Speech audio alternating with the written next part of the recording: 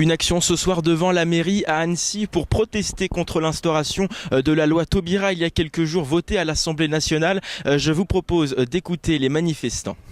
Notre présence se veut, vous le voyez, calme et silencieuse. C'est-à-dire que on a voulu opposer à la violence des réformes qui nous sont imposées et qui n'écoutent pas la voix des Français sur un sujet qui est excessivement grave et important. On a voulu opposer la force du silence et, j'ose dire, de la méditation, pour montrer que notre volonté, contrairement à ce que on veut faire croire, n'est pas d'attaquer qui que ce soit, mais au contraire de défendre les plus faibles, ceux qui ne peuvent pas parler, c'est-à-dire les enfants qui sont au centre de tous ces débats, finalement, au centre de tous ces projets et qu'on ne veut pas considérer, qu'on ne veut pas entendre, c'est-à-dire les enfants qui, quel que soit leur destin, quelle que soit leur vie, quelle que soit leur naissance, ont le droit d'avoir un père et une mère. Qu'est-ce que vous attendez aujourd'hui du gouvernement ?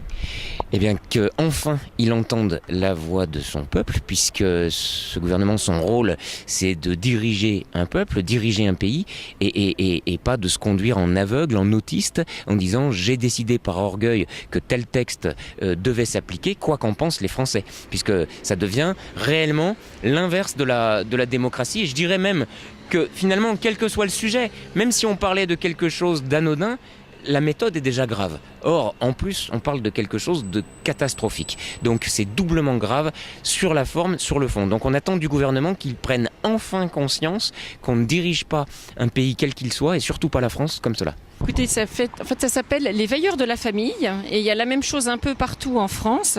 Et en fait, ce sont des personnes qui sont vraiment préoccupées par le fait que la loi du mariage et de l'adoption pour tous risque vraiment de fragiliser la famille et le mariage qui est en lien avec la filiation. Et en plus de ça, ça ne risque de n'être qu'un début. Donc voilà, nous patiemment, on se pose avec des temps de réflexion pour montrer qu'on continue, qu'on ne lâche rien et qu'on continue à s'opposer à cette loi et qu'on pense qu'elle est vraiment contre ce socle de la société qu'est la famille. Donc nous luttons contre la loi Taubira qui a été instaurée hier à l'Assemblée nationale. Nous luttons pourquoi ? Parce que nous trouvons que c'est quand même une imposture. La loi a été votée le plus rapidement possible, alors qu'il y a eu d'énormes manifestations qui se sont soulevées dans toute la France. Et donc nous nous levons contre cette loi aussi parce que nous trouvons que nous sommes contre la dénaturation du mariage autant civil que religieux. Parce que pour nous, le mariage, c'est un homme et une femme, c'est ce qui fonde la société depuis les millénaires. L'espérance est un trésor.